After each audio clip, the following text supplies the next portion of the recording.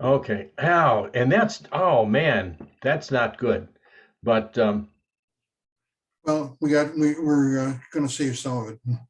okay. Oh, I am sorry about that. Yeah, I didn't think about the record button. Okay. And it's,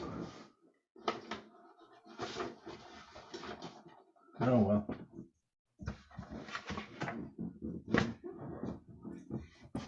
I had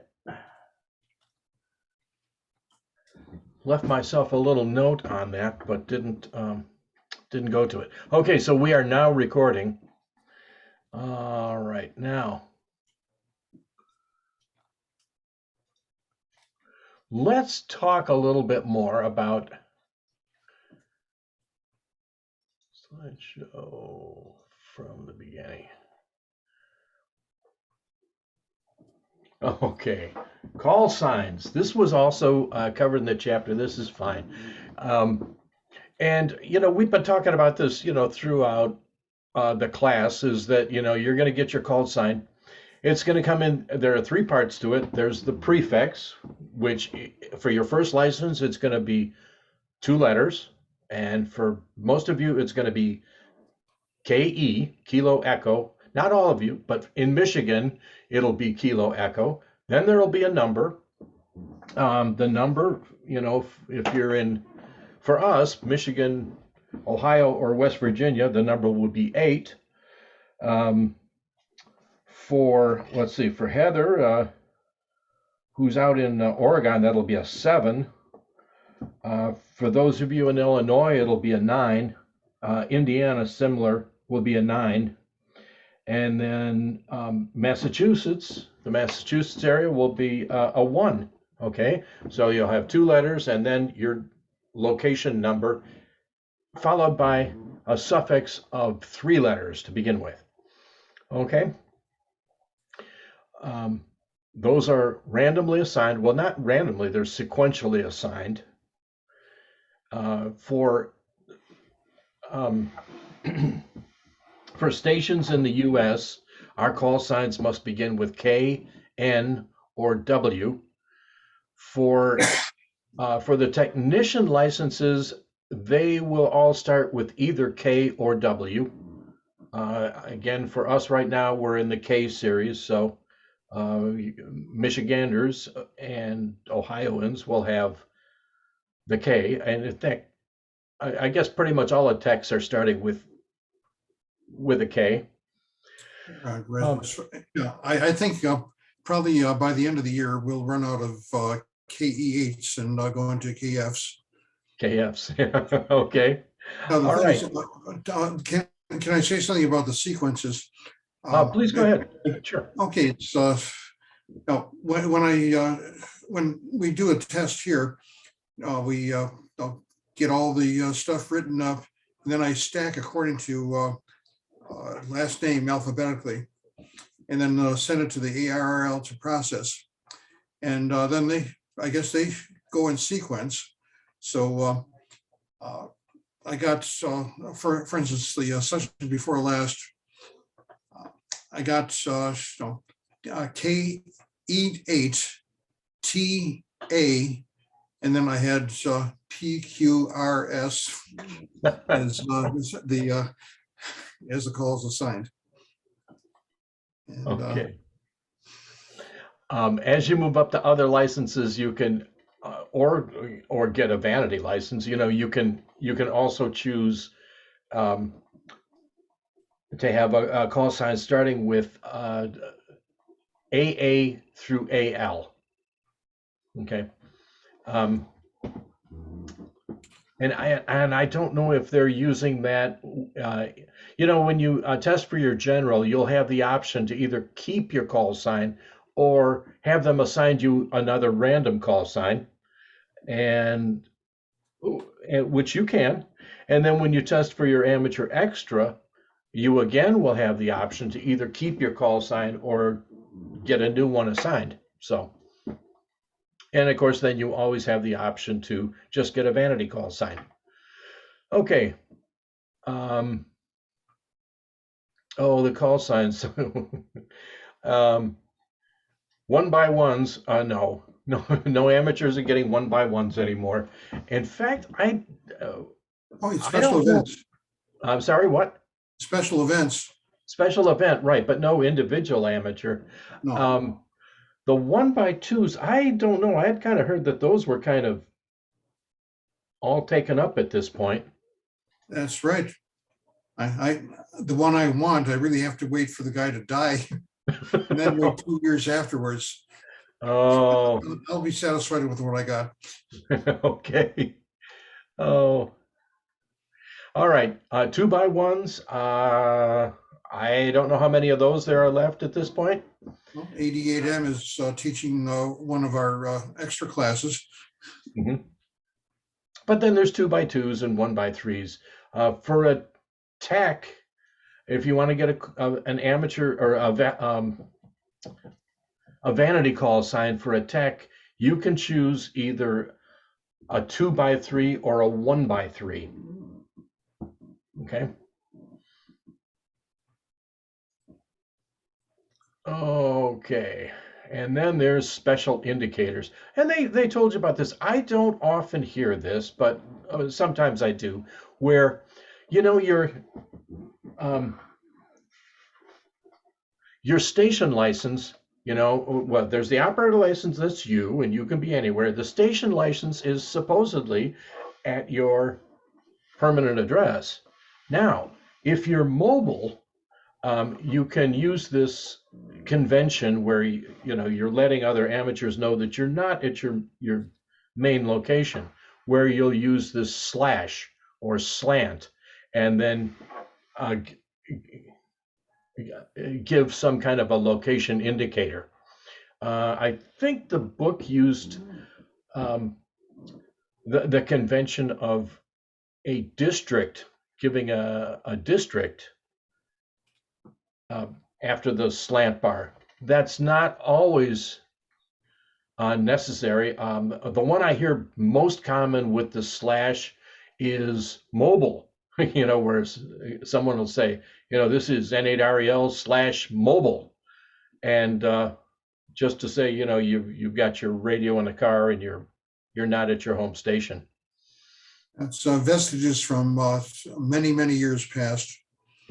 Yeah, but it's still, well, it's like one of those things. It's like, you still hear people say Roger, which is, you watch too many World War II movies. So, okay. Yeah, you also often use this, may hear this slash or slant after someone's um, call sign if they have just recently upgraded. Okay. And maybe their upgrade has not yet appeared on the FCC database, but they have passed their exam and they're waiting. So, maybe a technician who's passed their general and who will say, like N8REL slant AG, meaning acting general. Or, if they pass the extra exam, it would be slant or slash AE, acting extra. Okay, if you take a look at this thing is called a. Hang on, let me stop sharing, Okay. because and This is Jerry, hang on, let I'm me gonna. pass. I'm going to have to get out of that. Background. I think. Yeah, Let's go to none. Okay. okay, Let's Jerry, see. you can share. It'll, why don't you do that? I can't share. I don't have a file of this, but this is Oh, okay, this is called a CSCE. It's a certificate of completion, successful completion of an exam. And after you take your exam, you will get this if you're in person. I guess they'll and you can use this as proof that you have that license. And on the back, it gives you the instructions of when to use AG and so on. So, but nowadays, if you're doing it electronically, it shouldn't take too long to get your exam results and get you registered. Okay. Okay, Oh, Bob, back to you. okay. Am I back to sharing? Yes, yes. Okay. All right. Um, oh, and this is just, we pretty much covered the choosing the vanity call sign anyway. Yeah, Technations, you can choose 2x3 or 1x3. Um, Mine, I actually have, well, mine's N8 REL. It's a 1x3. Um, just as Jerry's is also a 1x3, although Jerry could choose a cooler one, a 2x2. Well, I have so much notoriety under this. Okay. I've been lecturing and all that sort of stuff, so I keep that. Uh, one thing, you can also go to one of the websites that specializes in vanity calls and see whether, if you have a relative who had a license and you want to take that license, take that call, you can do that. Mhm. As long Yeah, as you, in fact, we do. We have one of our members in our club got his license, but then I think KAWU, I think it's his father's call sign that he got, or his grandfather. I think his father's still alive. I think it's his grandfather's call sign he got because his grandfather had passed away before. So that's kind of a cool thing. If you want more information like this, you can always go to the ARRL website, ARRL.org. I usually go ARRL.net, but that's fine. / vanity call signs. And they'll tell you more than you probably care to know. Okay.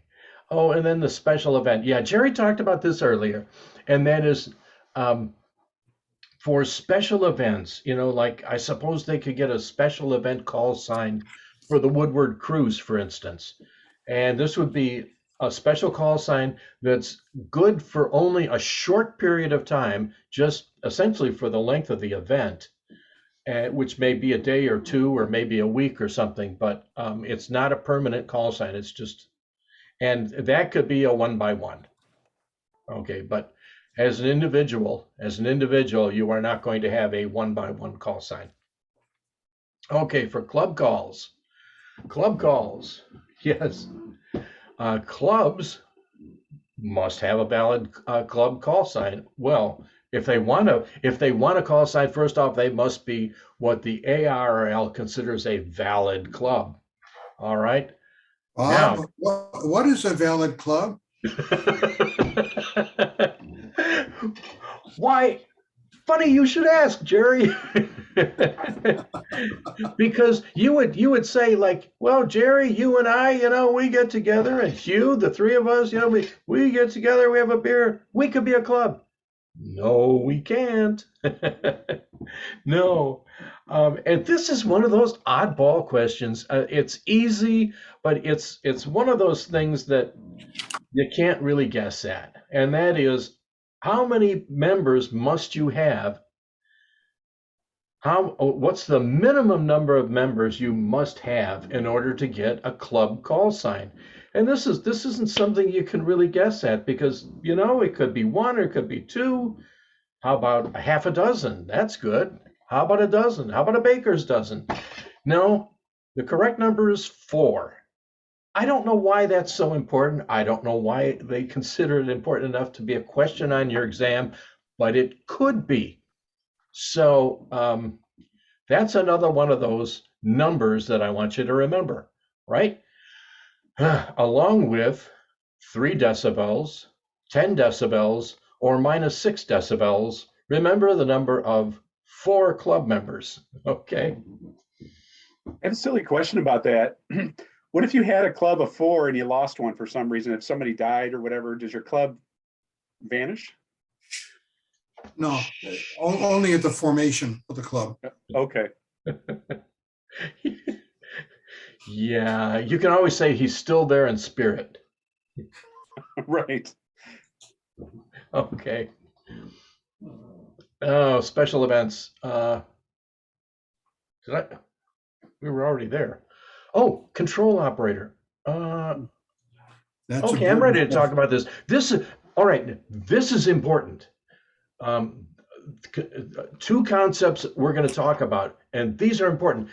If you read chapter 7, you didn't come across this because what I'm doing is chapter 7, is kind of short and it's easy. So I am using this time to just venture into chapter 8 just a little bit. I'm not going to cover all of chapter 8 tonight, just part of it.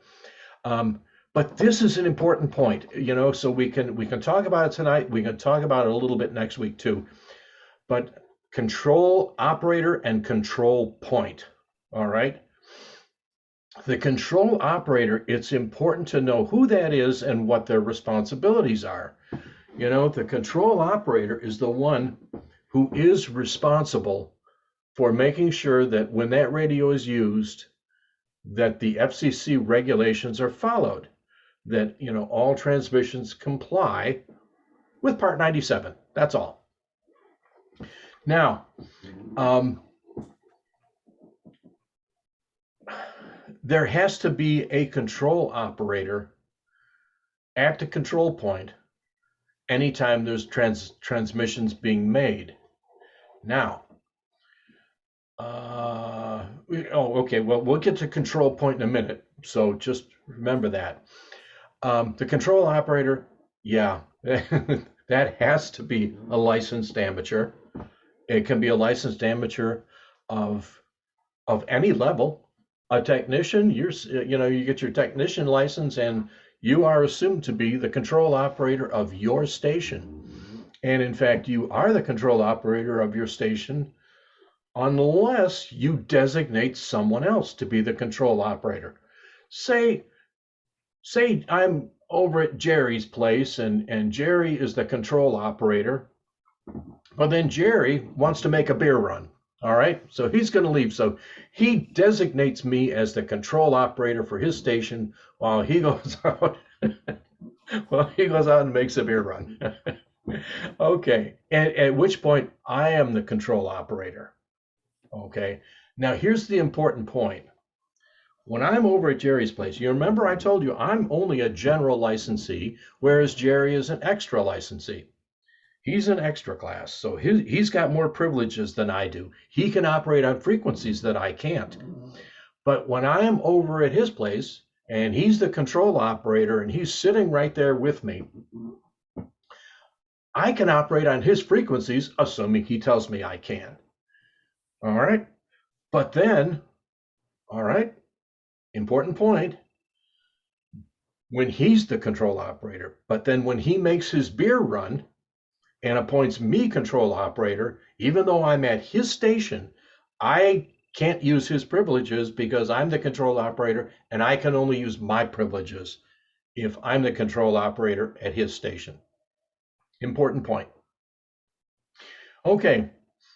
Well, it works to your advantage, though. For one thing, usually, well, I'm hoping that in June, last full weekend in June, that you'll be able to go to your local club and participate in field day exercises, usually going out using generators and tents and things of that sort, or some trailers, and operate for 24 hours. A technician or even someone who's not licensed can operate the equipment under the eye of a control operator. And there's usually enough extra class licensees around or control operators around who could let you operate in the extra class frequencies. So you have a taste of that. Mm-hmm. Yes.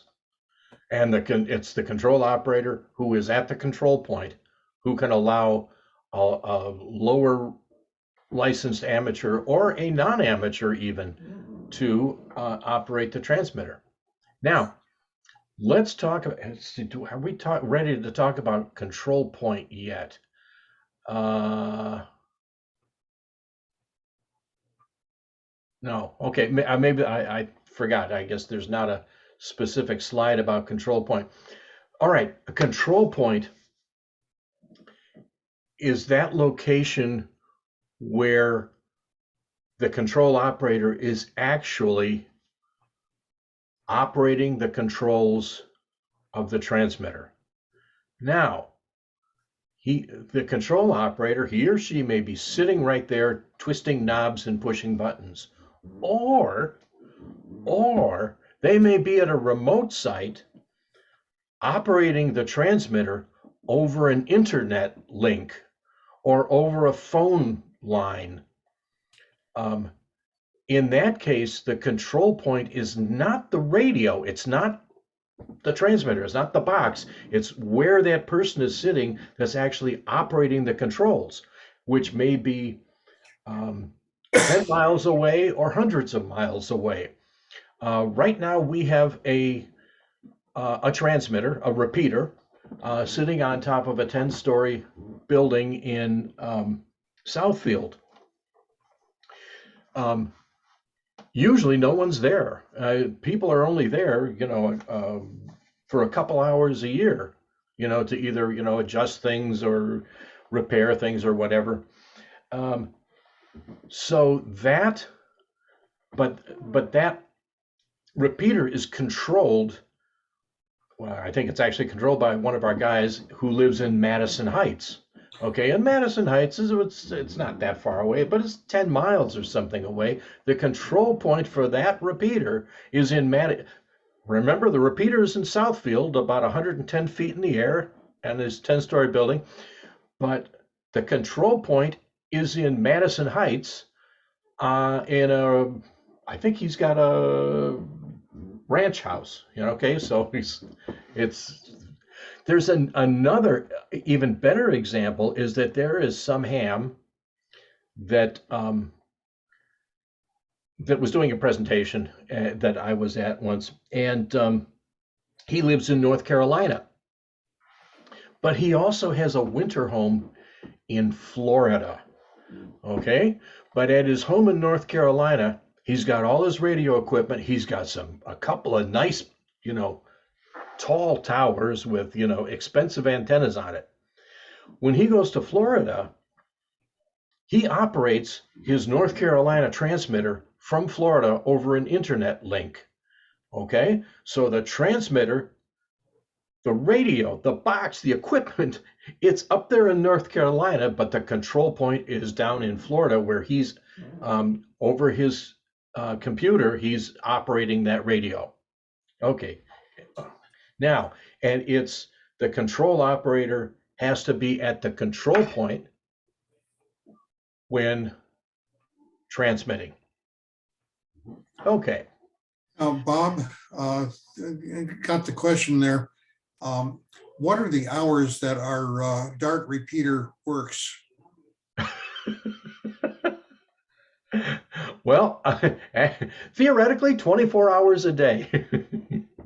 And does that repeater have to have a control operator and a control point all that time? Well, in a way, because there's some software set up that will shut down the repeater if something goes bad. And I don't know the exact circumstances of it, Jerry, but that repeater is never really on its own. Now, it's not a human person that's up 24 hours a day watching it, but there is some regulating equipment and software. Well, I hope it can detect music because 3:30 tomorrow morning, I'm going to get on and I'm going to be a potty mouth and I'm going to play rock and roll and on the repeater and ha ha. Okay, all right. I'll be over. I'll bring the beer. We'll do it together. Okay, well, I mean that's leading into the next question. There is if something like that happens, if I violate regulations, Part 97 regulations and stuff like that on a repeater, I'm not the control operator. So am I responsible? And who else is responsible and can get gigged by the FCC? Well, yes, you are responsible. If you're the one originating the prohibited transmission, yes, you're responsible. If the control operator was letting you do it, then the control operator would also be um, in deep trouble. But in this kind of situation where the control operator, yeah, So here, where let's the just, named control operator is asleep in bed at 3 in the morning, then no, they're not going to get in trouble. But you, yes, you will, because in essence, you're both responsible. But in this case, of course, you're the bad guy. yeah, well, as you see in the bottom of the sheet here that you have on the screen, both the control operator and the guest ham are responsible for station operation. And yeah, well, we try to keep it clean. Hopefully, well, actually, violations are very rare, a very small percentage of all the operations. Thank goodness, it's not like Citizens Band or some FRN or anything like that, where people do take advantage. Mhm. Okay. Oh, now these are other kinds of little questions that can pop up. You must identify. All right. I think in some other,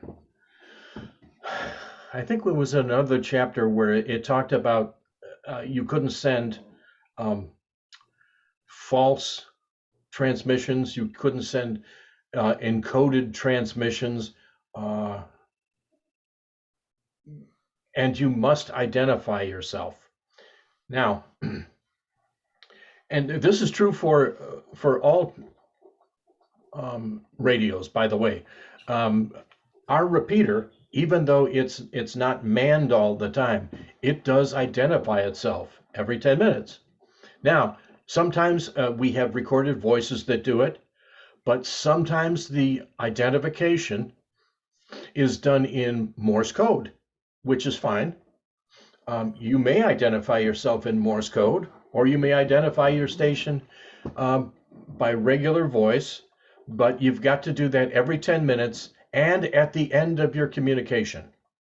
Now, normally, you're also going to identify yourself when you start talking to someone else, right? Because you want to let them know who you are. That's not actually required, but you almost always will do it.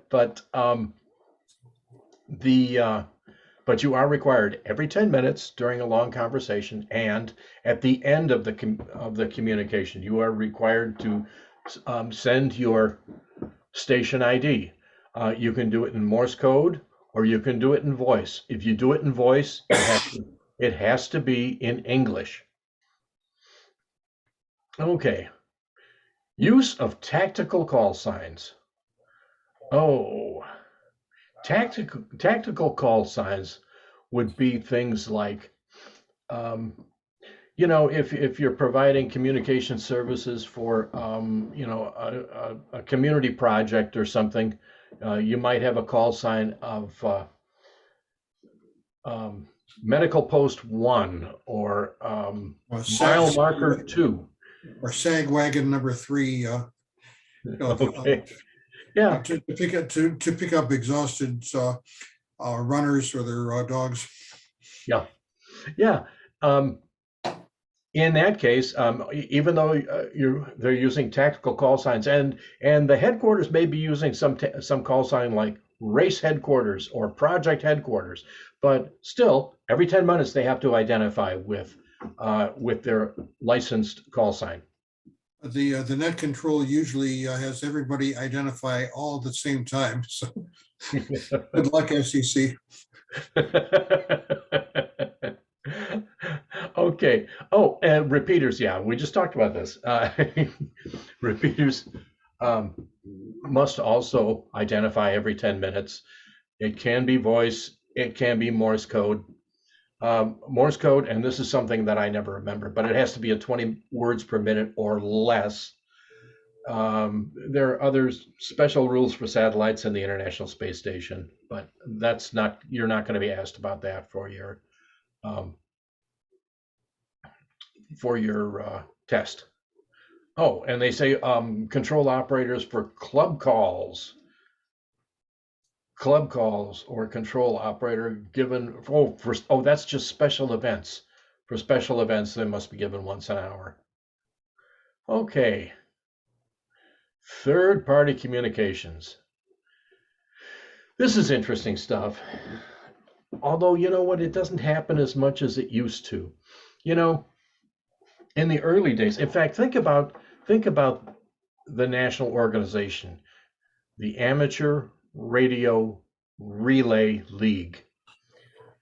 It was very common many years ago that people would pass messages all throughout the country by one radio station passing a message to like say from New York to California, one radio station in New York might pass a message to Pennsylvania, and the guy in Pennsylvania might pass it to a woman in Indiana, and she might pass it to someone in Iowa, and eventually it gets out to California.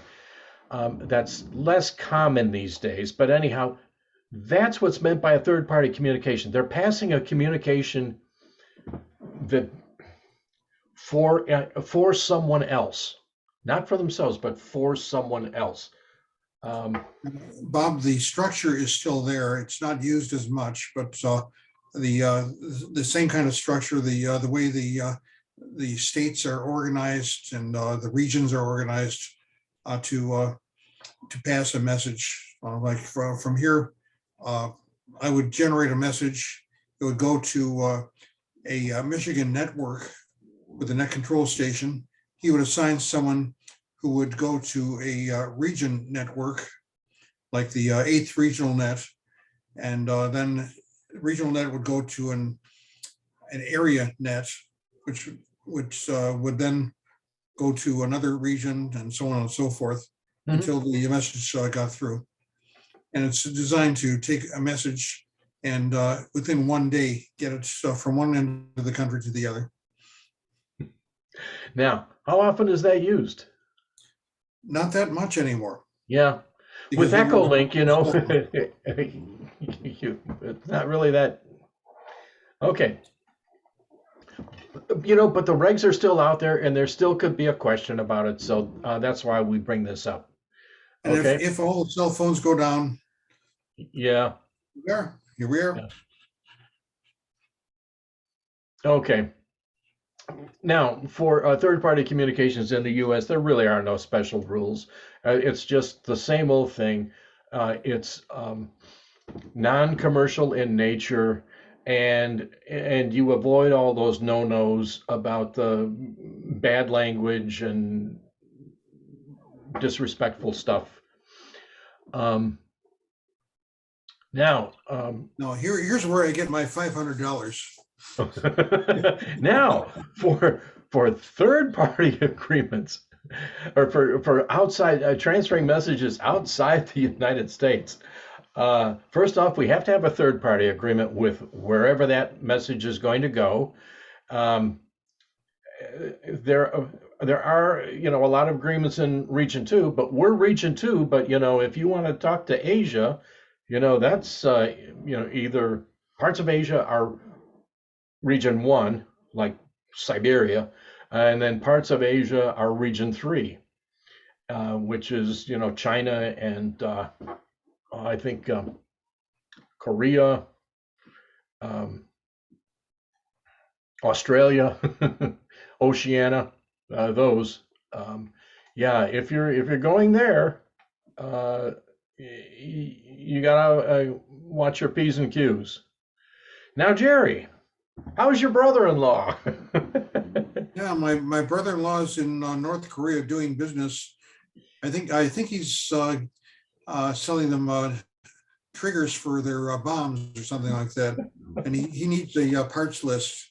I want to send it to him, and the guy is going to give me $500 for doing that. So, and the question is, okay. All right. So the first thing is I can't talk to North Korea. Yeah. so I can't do it. That's one violation I'd be getting into. And as far as the other, part 97 says that as an amateur, I can't do this for money. So that's two of them. And of course, well, I don't know. It's a different laws, but I think the FBI and CIA would be on my neck too for doing Yes. some treachery against the United States. Yeah. Selling arms to to Yeah, Kim Jong-un. those are some of the violations, but the ones that are most likely would be taking money for the job because so we're amateurs, and the third party agreement. Mhm. Okay. Now, let me stop sharing this. Okay. Now, let's just. Oh, good. I got some time left. This is really going to be.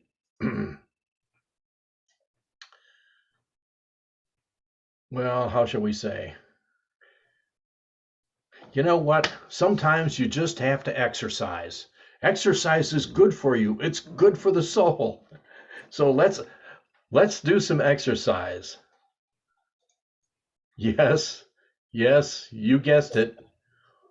No, I don't want to do that. No. Oh, God. I mean, darn it. Um,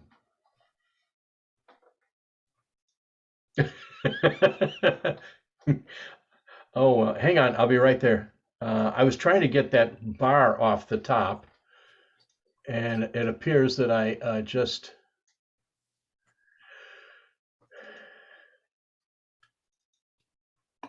I pushed the wrong button. I'll be right there.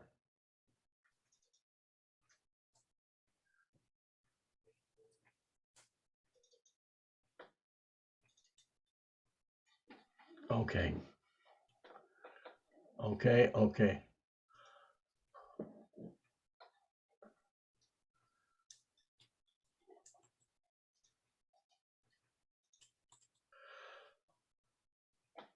I am ready. Or as Matthew McConaughey would say, all right, all right, all right. Okay. This is it, ladies and gentlemen. These are the actual questions that come out of tonight's chapter.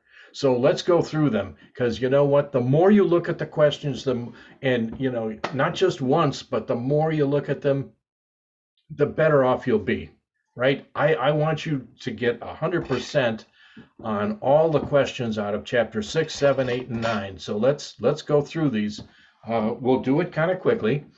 I think I told you when I don't know if I mentioned it for this class, but when I first started doing this and started going through all the questions, what I did is I actually, well, we were doing live class and I actually handed them out and had people go through and do all the questions with, pencil and paper. That was good, but it just took up so much time. And then I switched to just presenting the questions, but not the instructor version. I have another version of this where I don't have the answers highlighted. On this one, you know what? We're just going to talk through it. I've got the answers highlighted because, I want you to just zero in on what's the right answer. Okay. All right. So let's just go through them one by one. It'll just take us 15 minutes or so. All right. What agency regulates and enforces the amateur radio service? The FCC. Got it? Not FEMA, not Homeland Security. No. The FCC. Now, I talked about this one before. Which of the following is a purpose of the amateur radio service as stated in the FCC regs? And again, remember this. It's, advancing skills in the technical and communication phases of the radio art. Those other two things, they're nice things. They might sound reasonable, but they're not stated in the FCC regs. Now, how many operator primary station license grants can be held by one person? You can only hold one license at a time. You can change your call sign, but still, you've only got one license. Um, for instance, like well, my call sign right now is N8REL. That wasn't my first call sign. My first call sign was KD8AMP, but I wanted to go with what I thought was cooler. At any rate, okay. For which license classes are new license currently available? All right, you can only get licensed in 3 classes at this point, either technician, general, or extra. That's all. The novice license hasn't been given since I think maybe around 2000 or maybe even the 1990s. The advanced, there used to be an advanced, there used to be a technician plus. Back when there was novice, there was a technician plus, which was a no code license. And then there's advanced, and they haven't been giving advanced for at least 15 years. They will still maintain the license. You can still renew it. Up until a few years ago, there was one guy who just had a novice license. Yeah. Oh yeah, Jerry, you remember we had him in our class. He was in our class to get a technician license, Yeah, but he had exactly. had a novice license since I think the 80s or something. Right. Yeah. Oh well. Okay, which of the following is a requirement for the issuance of a club station license? Yes, the club must have 4 members. Remember that number, 4 members for a club. Okay, and what's proof of possession of an FCC operator's license? And that is the license has to appear on the FCC um, Universal Licensing System Consolidated Licensee Database. Okay, the FCC ULS Universal Licensing System Consolidated Licensee Database. As soon as that shows up there, you're good. You can start transmitting.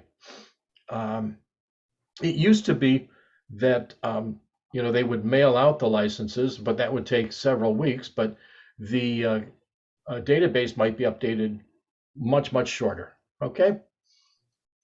How soon after passing the examination for your first amateur radio license may you operate a transmitter on the amateur service? And that is as soon as your operator license grant appears on the database.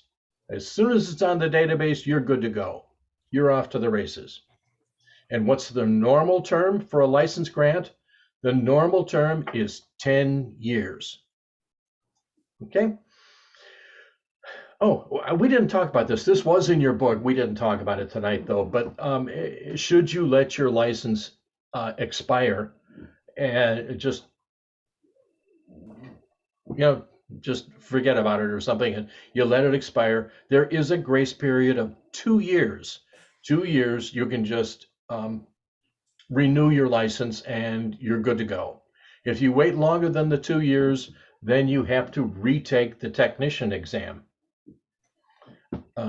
It's kind of funny. You have to retake the technician exam, but if you were an extra, you would get your extra class privileges back, but they would only require you to take the technician exam.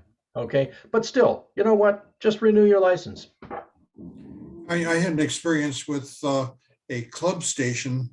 We were trying to do something with Lawrence Technological University, which is in our area. They used to have a radio club, but sort of went by the by. And I wanted to, I was working with the electrical engineering group to try to revive the club, but their license had expired, and we only had a few months to renew the license before it went off. It was W8LTU, Lawrence Technological University. So I actually had a mass meeting. I think we had about 20 guys from various radio clubs who were Lawrence alumni come to a meeting. We set up a little constitution, and bingo, we had a club. And bingo, we were able to renew the license. Okay.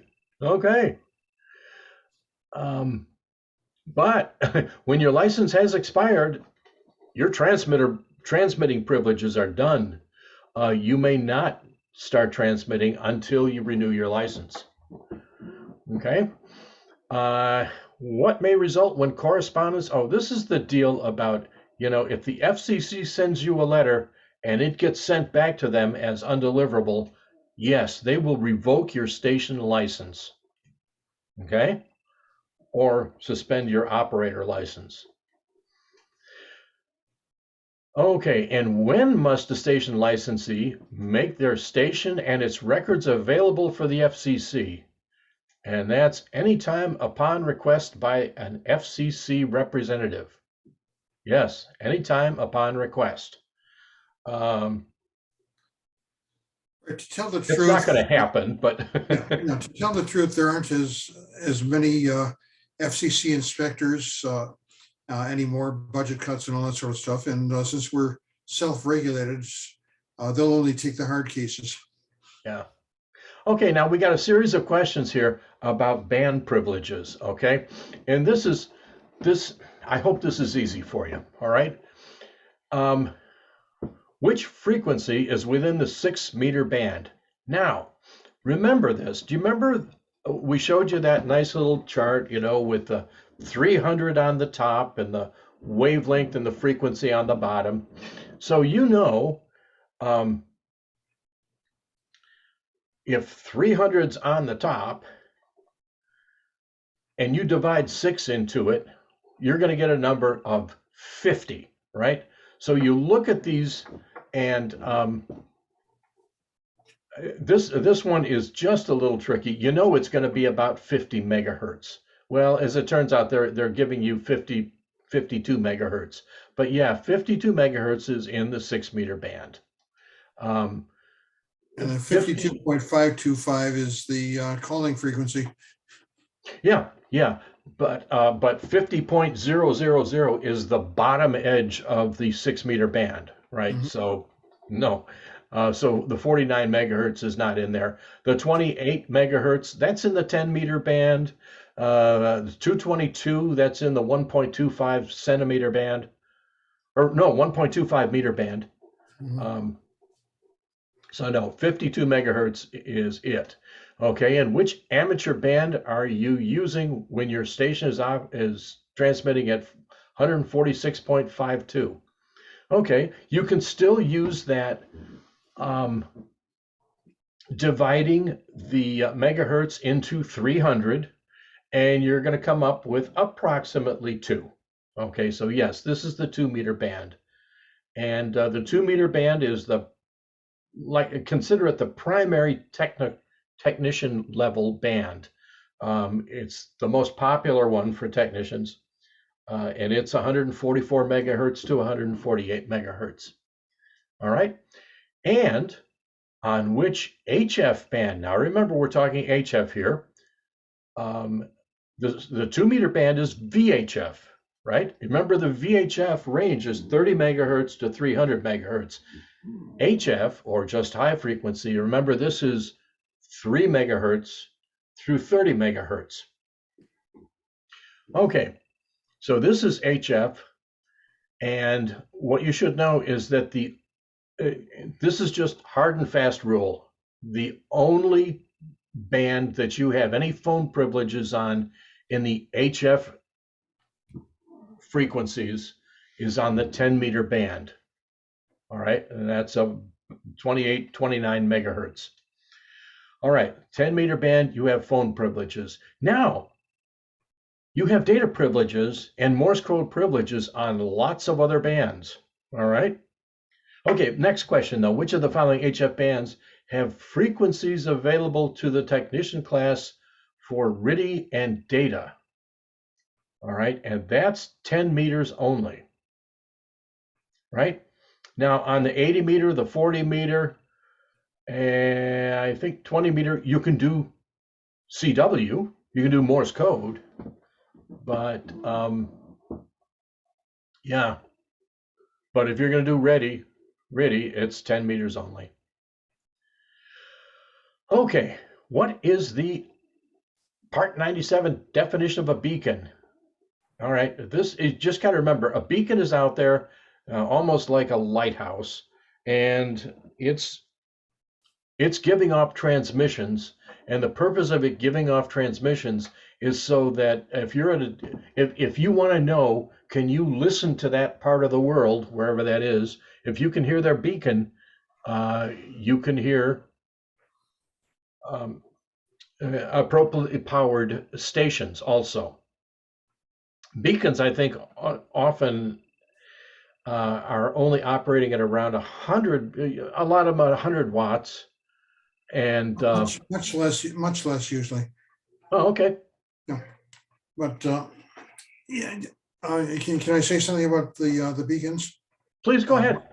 Okay, you'll find them on 10 meters, especially, but you may have to either look at a list or know a Morse code. But I think it's from 28.1 to 28.2 thereabouts. You'll hear, if you hear the stations and can tell where it's from, then you know that South Carolina beacon means that you could communicate with South Carolina hams. When you get your general, you'll find that on 20 meters, 20, 15, and 10, there are beacon systems that will give you worldwide connections. You can tell. I have an app on my my device that's actually tells when and where a station in Siberia and Israel and in Europe and South America and such, exactly what time they're on. And if they're on at that time, then I know I can contact stations in that area. Siberia, you're checking Siberia. Is that for your brother-in-law who's the arms dealer? No, actually, it's no, it's more the Yukon. It's not Siberia, it's the Yukon. So Okay. Okay. This next question, this is an oddball question. So just memorize it, okay? Just memorize it. The 220, this is the 1.25 meter band. It's just, in this area, it's not used for, well, of course, we've had other people on here. I don't know on the East Coast or the West Coast, but here in Michigan, the 220 band is not used very much. But anyhow, the question specifically is, what's the limitation on the bottom part of that band, 219 megahertz to 220 megahertz, and that's fixed digital messaging forwarding systems only. I think there was one sentence in your book about this. Let's hope the question doesn't show up, but if it does show up on your test, you just have to remember the answer, okay? Fixed digital message forwarding systems only, 219 to 220. Okay, which of the following VHF, UHF frequencies ranges are limited to CW only? And what they're getting at here, and this is, of course, you see 50 megahertz and 144 megahertz. So what we're dealing with here is the 6 meter band and the 2 meter band. And it's the bottom 100 kilohertz, okay? The bottom 100 kilohertz is Morse code only. So that's why it's the answer here is 50 megahertz to 50.1 is in the 6 meter band, and in the 2 meter band, it's 144 to 144.1. Okay, power limits.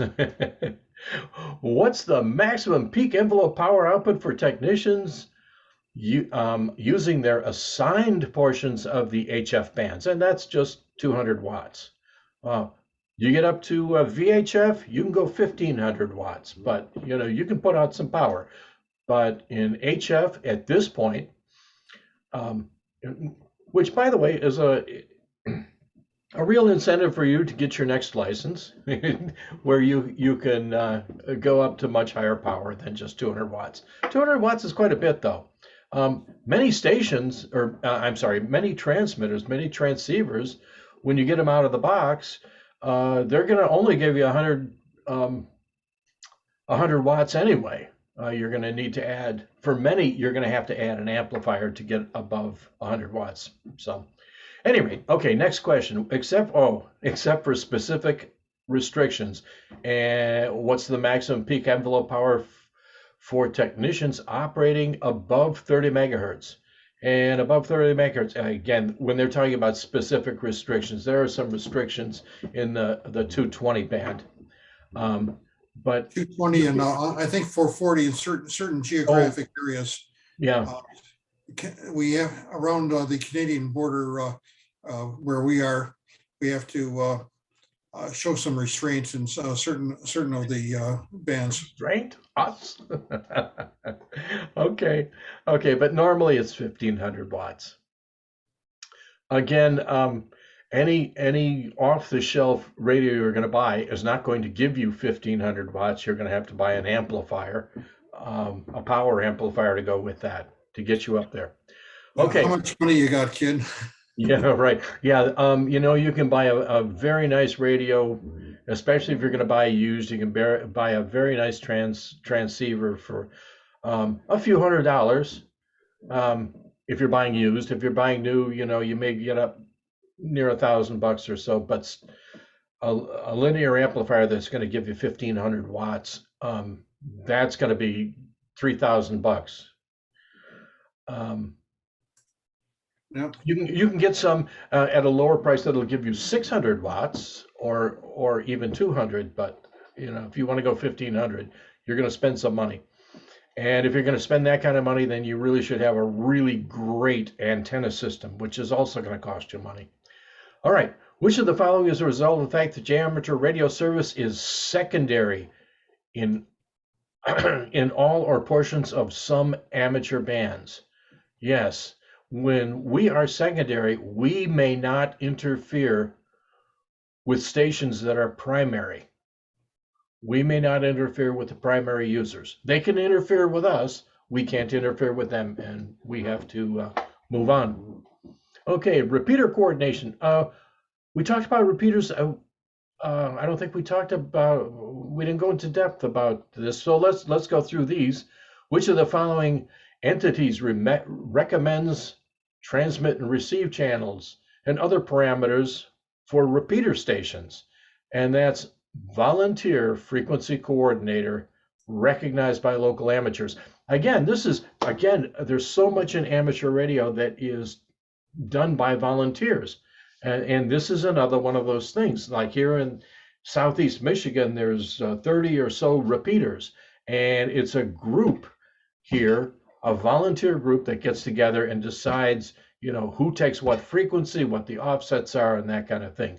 Okay, so it's a volunteer frequency coordinator recognized by local amateurs. In fact, on one of those sheets that I sent out as a handout, I noted a little bit about the Michigan volunteer frequency coordinator system. Okay, and who selects the volunteer frequency coordinator? And that's amateurs in the local area whose stations are eligible to be repeater stations. Okay, here's internet. How are we doing on time? We got about 12 minutes. Okay, I'll burn through these. All right, the International Telecommunications Union, it's a UN agency to coordinate information on technology issues and whatnot. It was established in 1949, and it's been going ever since. All right, what type of international communications is an FCC licensed amateur radio station permitted? Okay, communications incidental to amateur radio and remarks of a personal character. This is a good thing to know. You don't necessarily want to be talking politics with other countries. Not all countries enjoy the freedom of speech we have, and you don't want to get whoever you're rag chewing with in trouble, and it's just not a good idea. Okay. With which countries are FCC licensed amateur radio stations prohibited from exchanging communications? At any country whose administration has notified the ITU that it objects. All right, they have to specifically object to it. And when are you allowed to operate in a foreign country? And that is when the foreign country authorizes it. When you're in a foreign country, it's their rules that take precedent, not Part 97. Okay. Now, out in international waters, on a boat or a plane, registered to the U.S., yeah, you follow FCC rules. Choosing a call sign, yeah, okay, any licensed amateur can choose a call sign. And what's a valid call sign for a technician? And that is a 1x3 is valid. The 2x1 is not. The 1x2 is not. It's 1x3. It could also be 2x3, but they're not giving you that choice. This is just a 1x3. And you know what? We have just gotten through all the questions that could come out of Chapter 7. Well, are we happy? Next week, you know what? It's like the more you can go through this, the more you can look at those questions and the answers to them, the better off you'll be, right? Especially if any of you get nervous about tests, the more you look at what's going to be there and look at the answers to it and understand that, the better off you'll be. Right. Next week, I'm going to finish up Chapter 8, and then we're going to do Chapter 9. And Chapter 9 is safety. And the big part of safety is, for technicians, don't fall off the roof. So, that, and don't let your antenna fall into the power lines. But other than that, we'll go through it and cover it, and we'll also cover all the questions for that, if we have time. And there is some radiation exposure. Ours is radio frequencies are not ionizing like gamma rays or anything of that sort, but I guess there is a bit of risk, so we have to go through how far should we be from the radio, and how from what power radio to be safe. Yeah. I guess not cook our innards. Yeah, normally at the tech license level, we're not going to be dealing with enough power to be really damaging, but still, we need to go over those things in case any of you, buy your base rig and buy a linear amplifier that gets you up to 200 watts or 600 watts. Yeah, we'll go over that. Jerry, I've covered what I wanted to cover for tonight. Do you have anything else for the assembled multitudes? Well, possibly. Let's see. Yeah. Okay. That's data stuff that you can do on 10 meters. This is called FT8, and let's see if I can show you something about it.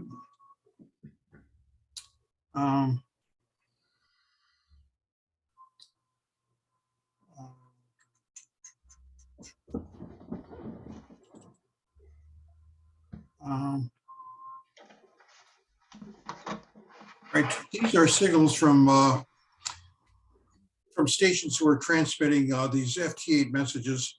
Let's see if I can find the other FT8 stuff. Here it is. Okay, what's happening? Every few seconds, all these stations are sending their signals, and they'll update themselves. You see, some of them are calling CQ, and some of them are calling KV9UT is calling W9HSY. And the ones that are marked are CQs, and you're getting calls from South America. Let's see, Mexico. This is Uruguay. This is all coming on, well, it's on 20 meters. but it's something that's you can get up a if the 10-meter band is hot, you can get very close to a DX Century Club, 100 different countries in almost one sitting. Unfortunately, these are very short messages. You know, CQ and I have no, pretty much hi, your SIM report and strength is so and so, and goodbye. But this is the hottest communications method for digital transmissions right now. So that's something to look forward to. You need a fairly fresh computer that can keep almost perfect time, and a pretty stable transceiver. So anyway, that's my show and tell. Stop share. Any questions? Okay.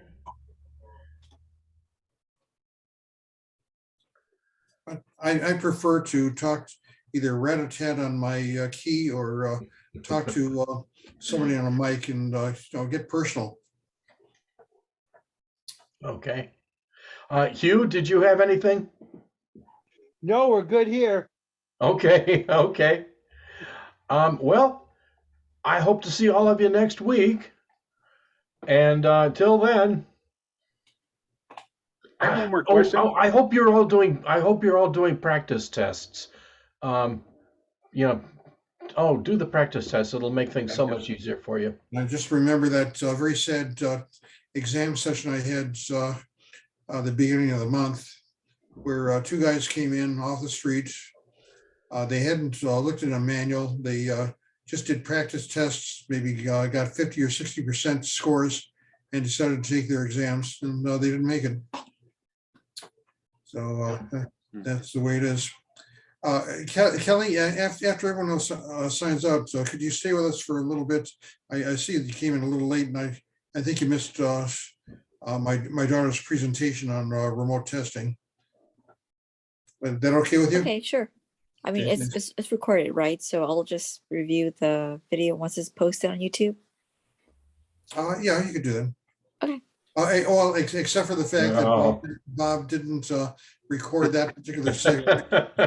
Oh man. I know. But so perhaps I can put my get you to communicate with my daughter. She could. I'm sure she'd be happy to talk to you Yeah, about it. sure. I've been getting reading some stuff on remote sensing, so because like I got an offer for Lockheed, so see how that goes. But yeah, hit me up, send me her contact info, and we'll just chat. Okay, sounds good. Hey, Jerry, did you say you were going to offer a test? Your club is going to offer a test at the end of this class? We can't. Okay. We don't have a live place to meet. Okay. We've reserved this rec center in April for next April, and so even months. Let's see. Again, where are you? I'm in Shelby Township. Shelby Township. Okay. Let me send you something. I sent some stuff to the general class and extra class students. Okay. There are 4 clubs in that are giving exams in March, and Okay. Utica Shelby Township would probably be closest to you. Yeah, I looked at, there's one in Mount Clemens. Actually, it looks like they offer relatively frequent, but I feel the loyal one. to you guys now since you gave us so much training. Okay. But I have no problem going to them.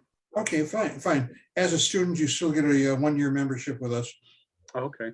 And Monique and Kelly and Dustin, Michael, when you get up here, take advantage of it.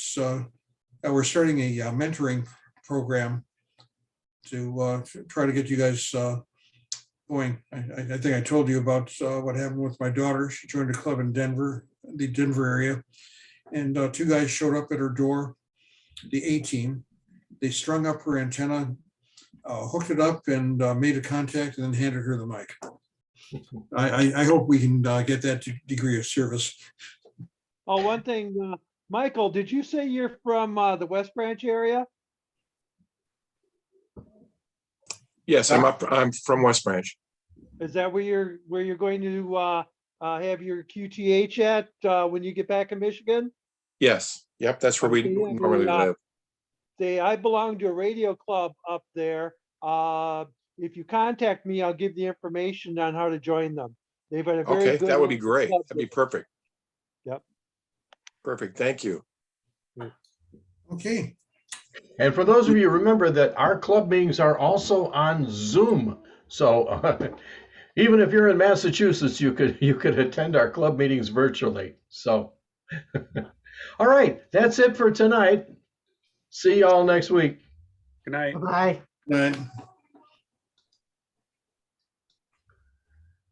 Good night, Bob. Good night, Jerry. night, Good John night. Boy.